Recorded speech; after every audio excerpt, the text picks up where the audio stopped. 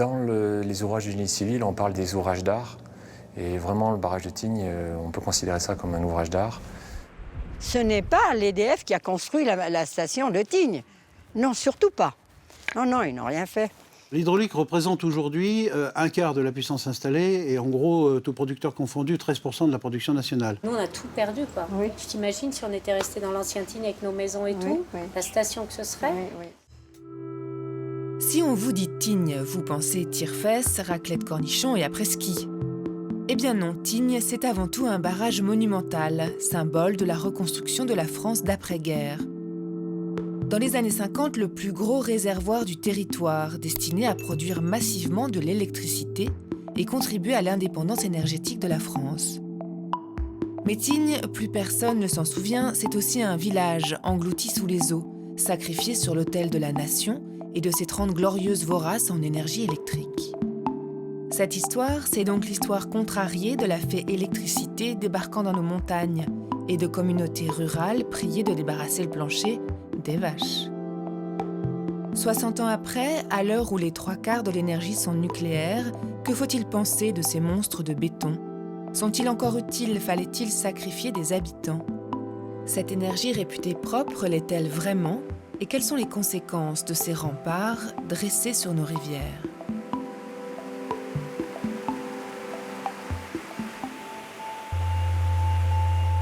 « 1945, la France est exsangue et pour sa reconstruction, il faut de l'énergie. Beaucoup d'énergie. La France n'a pas de charbon, mais elle a de l'eau et des sommets. L'idée, c'est donc faire de grands réservoirs en haute montagne et produire de l'électricité pour la France entière. Une énergie nationale sans importation et renouvelable. On déplie les cartes et on regarde avec envie où s'implanter. C'est dans ce contexte que le chantier de Tignes, sous la houlette de la toute nouvelle entreprise EDF, va commencer. Au lendemain de la guerre, eh bien, il y a une pénurie d'énergie. Et d'ailleurs, les premières réunions du plan dirigées donc depuis Paris sont très symboliques de cela, puisque pour partie, elles se déroulent à la chandelle parce qu'il y a des coupures d'électricité, tout simplement. Donc il faut faire face à la pénurie d'énergie. Le professeur. Un barrage, c'est très long à construire. Alors qu'une centrale thermique, il faut simplement 2 ans pour la construire. Donc il y a eu toute une querelle d'ailleurs entre les thermiciens et les hydroélectriciens d'un côté pour savoir finalement que convenait-il de faire pour la nation. Mais il y a une dimension symbolique qui est là derrière. La dimension symbolique, c'est qu'il faut des symboles pour le relèvement de la France. Et ces symboles sont très souvent passés par les barrages. Afin de mettre en valeur les énormes possibilités énergétiques de la Haute-Isère, on procède actuellement à d'importants travaux à Tignes, où 2 barrages et 2 usines en cours de construction assureront à plein rendement une production de 1 milliard de kilowattheures. L'aménagement hydroélectrique français est en bonne voie. Nous sommes dans une période de modernisation, nous sommes dans une période de forte croissance, c'est le début des 30 Glorieuses, nous sommes dans une période d'élévation des niveaux de vie pour les populations et derrière cette élévation des niveaux de vie, il y a la mise à disposition d'une énergie abondante et bon marché. Et on attend beaucoup de Tignes. Sa centrale doit fournir à elle seule un quart de la production de la France. Jusqu'à 5600 ouvriers travaillent en même temps sur le chantier qui est titanesque et à la hauteur de l'enjeu national. Mais EDF tombe sur un os. En bas, dans la vallée, le village de Tignes doit être englouti et ses habitants se battent becs et ongles, refusent les propositions d'indemnité. La presse se relaie auprès du village comme auprès d'un condamné à mort, ouvrant la première crise médiatique qu'EDF ait eu à gérer. Tignes est condamné, Tignes vit ses derniers jours. Le petit village savoyard de 120 feux va mourir du gigantesque barrage construit en travers de sa vallée et dont la retenue va l'engloutir sous 160 mètres d'eau. Après 5 ans de lutte incessante, l'heure fatale est arrivée. L'ordre d'évacuation a été affiché et chacun a reçu l'avis personnel qui lui enjoint de partir. Déjà, la force armée est sur les lieux.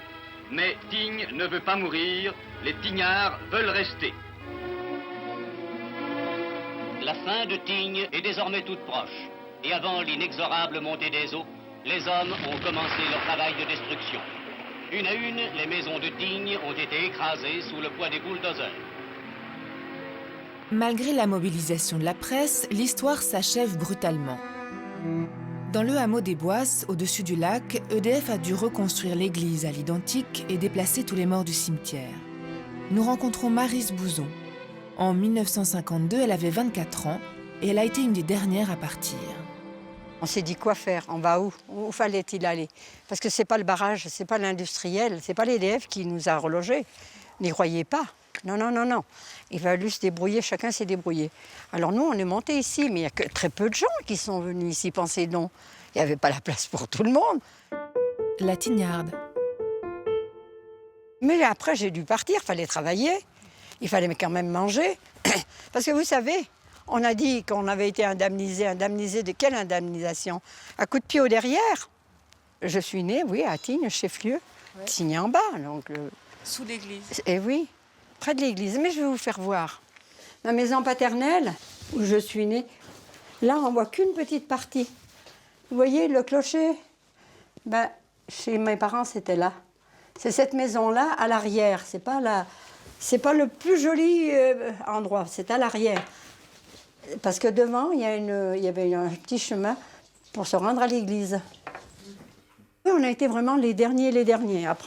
On a pris les enfants par la main et on est monté au combe. Voilà. Et les CRS étaient là début mai ou avant? Oh non, mais les CRS, ils étaient repartis déjà quand même. Ils étaient repartis parce qu'une fois qu'ils ont sorti les gens et qu'ils ont commencé à dynamiter, évidemment, il n'y avait plus à insister, il fallait plus s'accrocher. S'accrocher à quoi? Il n'y avait plus rien pour s'accrocher. Et tous les 10 ans, ils allaient vider l'eau pour, je ne sais pas, c'est pour un nettoyage au fond du mur, je ne sais pas. J'en sais rien. Ils le savaient, donc ils ne voulaient pas que les gens revoient leur maison telle qu'elles étaient, vous comprenez? Alors ils ont tout dynamité. Remarquez, c'est mieux. Pourquoi? Oh, c'est mieux, il me semble. Vous pensez bien que quand ils vidaient le barrage, les gens seraient allés là-bas peut-être et dire « on ne bouge plus de là, vous allez nous noyer maintenant ». Ah non, parce qu'on a bien regretté notre village. Vous vous rendez compte? C'était une cuvette, on était très bien. On peut comparer la crise de Tignes finalement aux crises qu'ont connues certaines centrales nucléaires. Si on devait faire un parallèle dans cette acceptation sociale qui est demandée là. EDF est une entreprise jeune. Ces ingénieurs se retrouvent là. Ils sont persuadés, à bon droit d'ailleurs, de travailler pour l'intérêt national, de travailler pour un service public.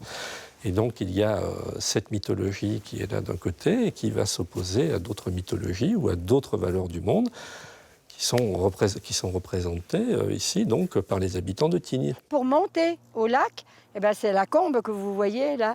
Vous ne la voyez pas, bien sûr. Je dis vous la voyez pas.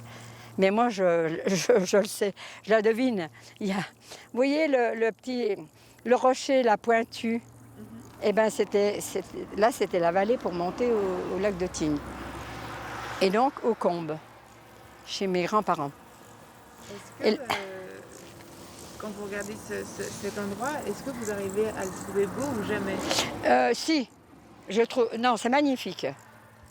Non, c'est magnifique, il faut reconnaître quand même que c'est magnifique. Hein. Non, ça reste magnifique. Mais on aurait préféré être chez nous plutôt que de voir quelque chose, même si c'est magnifique. Cela fait 60 ans tout rond que le village de Tignes a été englouti. Pas de célébration chez EDF ni chez les Tignards. Le climat serait-il toujours, osons le mot, électrique? Le barrage, lui, n'a jamais cessé de fonctionner depuis sa mise en eau. 950 gigawattheures par an, nous dit-on chez EDF. Bon, on vous l'accorde, on n'est pas des flèches en électricité. Mais heureusement, Cyril Perrier, qui dirige les installations hydrauliques de la région, s'est chargé de nous remettre à niveau. Ici, c'est le réservoir, c'est le robinet de toute l'Isère. Donc là, l'eau qui est stockée, en fait, c'est de l'électricité. Le barrage de Tignes, c'est une grosse pile. Monsieur Barrage. Il suffit qu'on ouvre le robinet en bas, l'eau va passer, les turbines vont tourner, on va entraîner les alternateurs et on va faire de l'électricité. Pour faire de l'électricité, on a besoin d'une hauteur de chute, de maximum d'eau. Et puis, dans la centrale, on va avoir des turbines, donc des sortes comme des roues de vélo qui vont tourner, qui vont entraîner un alternateur, comme la dynamo sur un vélo, qui va faire de l'électricité. Et ensuite, on a un poste de distribution, donc on voit tous les pylônes qui sont là, avec des transformateurs qui vont monter la tension. et qui vont pouvoir l'évacuer sur le réseau électrique. Donc ce sont les grands câbles qui partent de l'usine et on va pouvoir ensuite irriguer tous les consommateurs d'EDF. Un barrage en haut et une centrale en bas, à Bourg-Saint-Maurice. Jusque-là, même ceux qui sont au fond de la classe devraient pouvoir suivre. Mais nous, ce qu'on voudrait vraiment savoir, c'est si le barrage est encore utile. Car Tignes, en 1953, produisait un quart de l'électricité française. Aujourd'hui, notre consommation a explosé et la part de l'hydraulique n'est plus que de 10%. Alors, la production annuelle de la centrale, ça correspond à la consommation de 340 000 personnes à l'année. Grosso modo, c'est 90% de la Savoie ou 85% de Grenoble. Donc l'énergie qu'on produit ici, c'est une quantité énorme et on en a besoin. L'eau arrive à la fonte jusqu'à la fin de l'été. On va la garder et on va l'utiliser l'hiver quand on aura besoin d'électricité. Cette courbe montre bien que c'est un aménagement qui est utilisé, puisque on remplit et on vide Tignes chaque année. Donc on produit une énergie qui est rentable, une énergie qui est propre, qui n'émet pas de gaz à effet de serre, qui est complètement renouvelable. Donc oui, cet aménagement, il marche très bien et c'est un aménagement qui est intéressant pour EDF. Si Tignes est toujours exploitée au maximum de ses capacités, elle est surtout mieux utilisée. Parce qu'il suffit d'ouvrir les vannes d'un barrage pour faire de l'électricité, l'hydraulique sert à faire du sur-mesure au moment des pics de consommation. La centrale de Malgover, c'est une centrale qui produit de l'électricité et qui le fournit sur le réseau au moment où la consommation est la plus importante. C'est ce qu'on appelle une centrale qui fournit de l'énergie de pointe. Donc je dirais que la centrale est arrêtée, elle démarre pour faire la pointe, elle est arrêtée, elle redémarre pour faire une autre pointe. Et la dernière pointe, c'était quand? Les pointes, globalement, il y en a 2 par jour. Il y en a une le matin et une le soir. Une le matin, on va dire, de 8h à 10h et une le soir de 19h à 22h. Une souplesse qui s'est révélée capitale un certain soir de novembre 2006. Madame, monsieur, bonsoir. Dans l'actualité de ce dimanche, une gigantesque panne d'électricité qui a plongé hier soir une partie de l'Europe de l'Ouest dans le noir. 5 millions de Français ont été touchés. La défaillance proviendrait d'Allemagne où une surutilisation due au froid aurait entraîné des coupures en chaîne. Une dizaine de pays sont passés tout près du blackout général. Un incident s'est produit en Allemagne à partir d'une péniche qui a finalement heurté un câble électrique. Donc ce câble électrique a entraîné la coupure du réseau local d'électricité. Et à partir de là, cette coupure se propageait dans l'ensemble des réseaux avoisinants. Et pour faire face à cette propagation, il fallait avoir une production d'électricité très importante et de manière extrêmement rapide qui soit mise sur les réseaux. Et toute une partie en fait, de l'Europe du Nord a été plongée dans le noir et il a fallu que ce soit l'ensemble des barrages du quart sud-est de la France qui soient mobilisés pour faire face donc, à cet incident. Donc c'est l'hydroélectricité, en l'occurrence, qui a permis d'éviter à l'Europe un blackout total.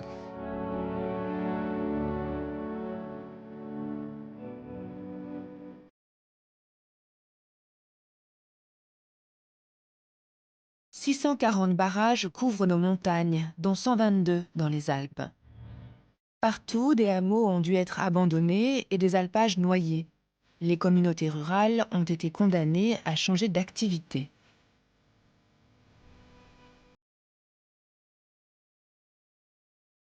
Qu'en est-il de Tignes et de ses tignards?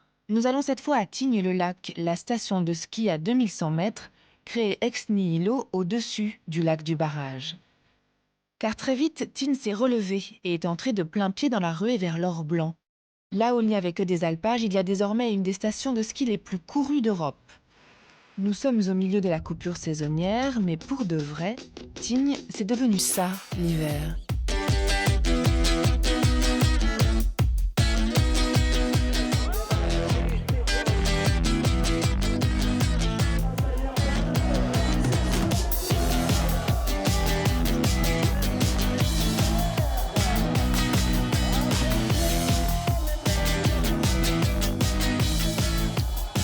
Bon, retour au calme et à l'été. Lisiane Daval travaille sur les grands aménagements hydroélectriques et leurs conséquences sur les usages de la montagne. On a une transformation tellement grande, une rupture assez forte, que les usages sont transformés. Et puis, il ne faut pas oublier que la Tarentaise, il y a 2 développements très importants, l'hydroélectricité et le tourisme. Le tourisme est développé dès les années 30. Donc, il vient aussi en parallèle en fait, à cette histoire de l'hydroélectricité. Donc, c'est vrai que c'est 2 histoires qui en fait, vont se développer très fortement ici et qui, du coup, vont changer les usages de la montagne au fur et à mesure. L'historienne. Ici, il y avait déjà l'idée de tourisme avant. Le barrage n'a pas arrêté les choses. Au contraire, ça a contribué en fait, au développement de la station, Tignes-le-Lac. Et les Tignards vont s'investir, pas la majorité, mais une petite partie des Tignards vont s'investir dans ce projet parce qu'ils l'avaient déjà avant, ils pensaient déjà au tourisme. Et donc vont ouvrir des hôtels. Ce qui marche effectivement pour le tourisme d'hiver et ce qu'il faut, c'est l'hébergement, les remontées mécaniques, avoir tout un ensemble. Donc les Tignards se sont investis dans cette optique-là.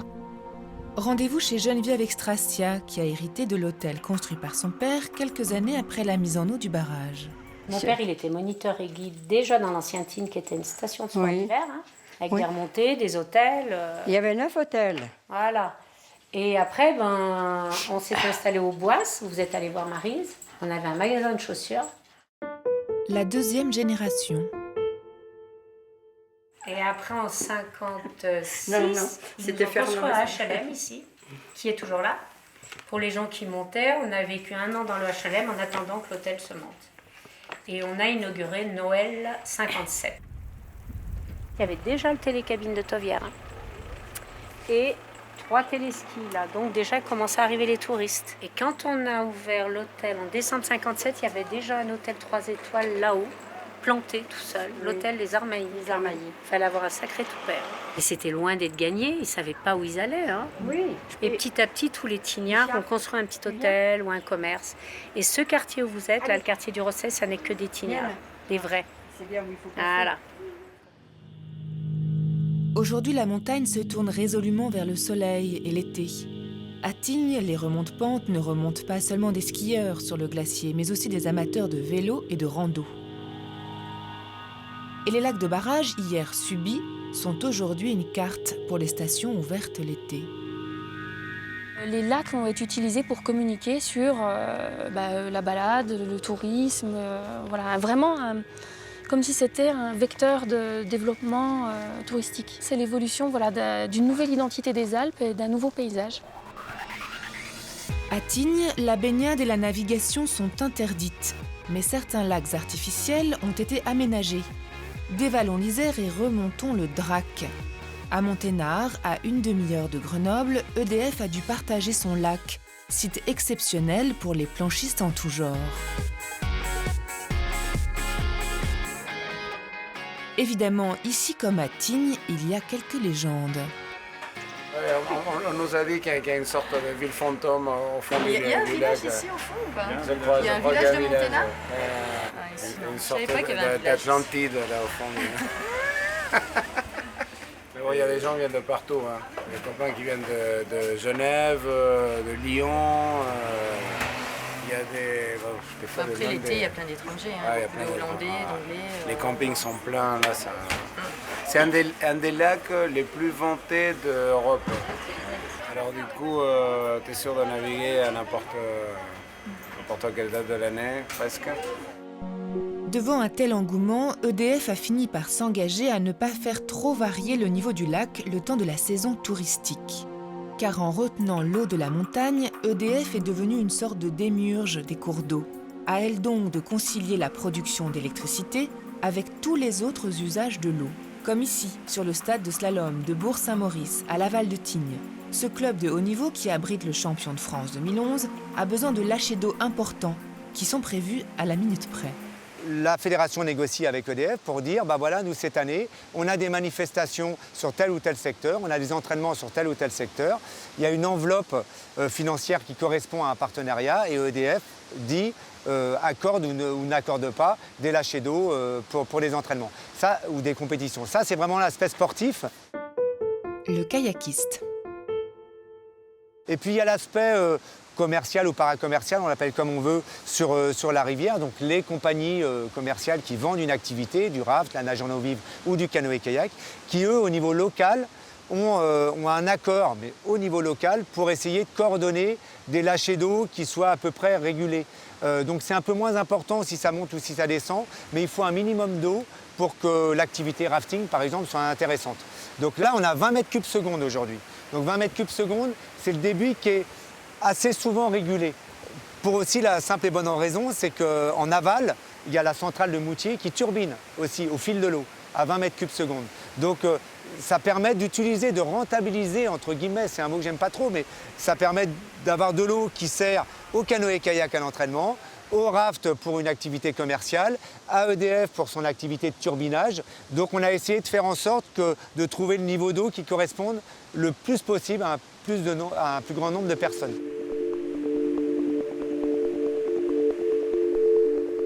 Sauf que le bonheur des sportifs ne fait pas forcément celui des poissons migrateurs. L'Isère, en 90, a été classée rivière à migrateurs, cours d'eau à migrateurs. D'où l'obligation de rendre franchissables tous les ouvrages artificiels, que ce soit un seuil, une retenue, tout ce qui a été créé par l'homme. L'amoureux des rivières. Et donc EDF, en 95, a construit cette passe à poissons. Voilà, c'est tout. Ils étaient dans l'obligation de le faire.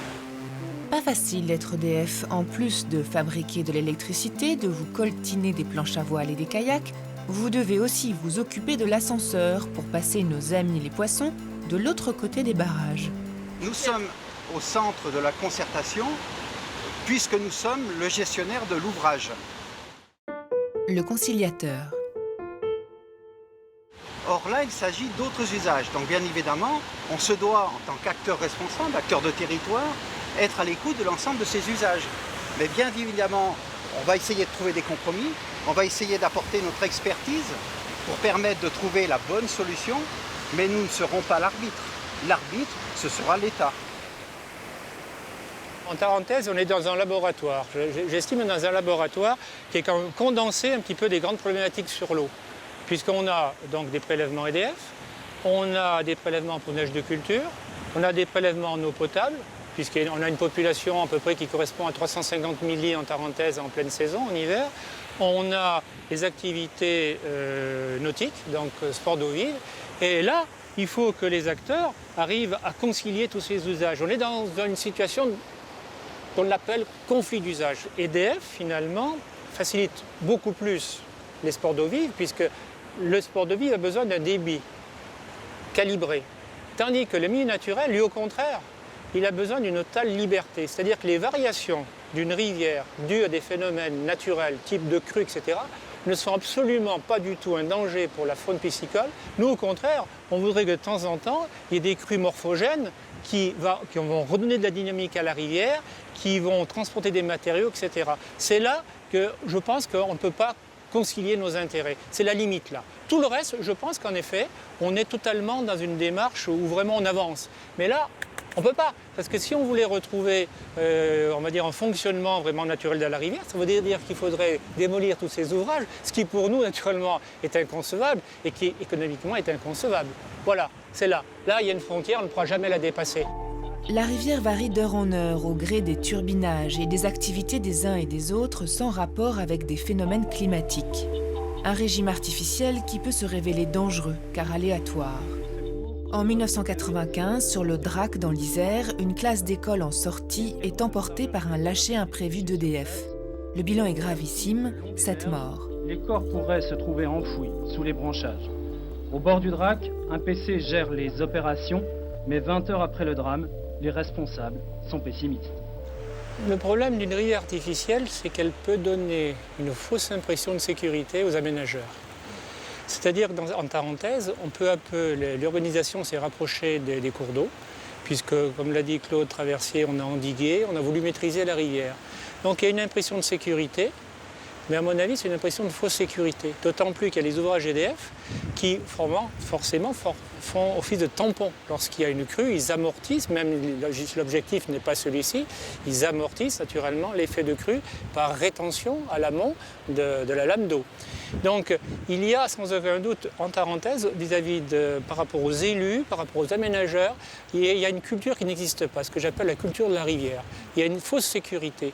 Alors qu'une rivière qui est dite naturelle, forcément, elle a des colères et donc elle alerte. Il y a une sorte de mémoire collective. Et aujourd'hui, la mémoire collective est une mémoire un peu censurée. La sécurité à l'aval des cours d'eau est une priorité pour EDF. Tout est mis en œuvre pour que l'accès à la rivière ne pose pas de difficultés. Tout est mis en œuvre par EDF, mais également par l'ensemble des services de l'État. Parce que ce souci est partagé avec l'ensemble des services de l'État et l'ensemble des usagers qui vont permettre de mesurer la dangerosité pour autant qu'elle réside. Et à ce moment-là, on va adapter nos manœuvres d'exploitation, voire renforcer la signalétique des cours d'eau.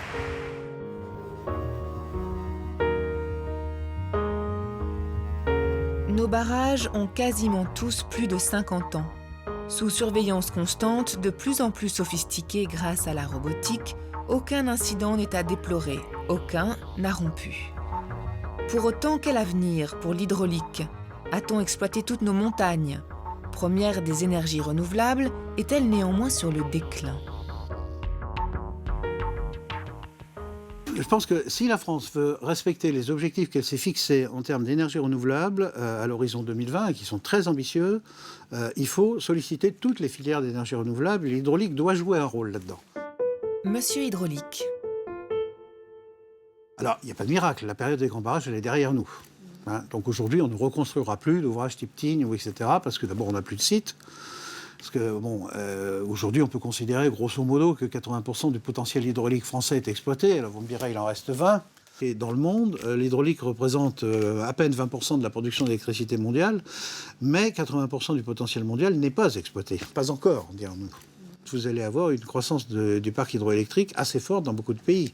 Et je pense en particulier à la Chine, au Brésil, au Canada, enfin ces grands pays qui disposent de ressources hydrauliques abondantes.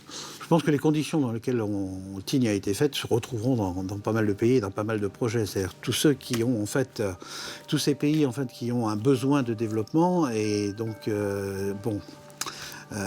feront passer l'intérêt général avant l'intérêt particulier. Et c'est ce qui s'est passé en France finalement dans les années 50.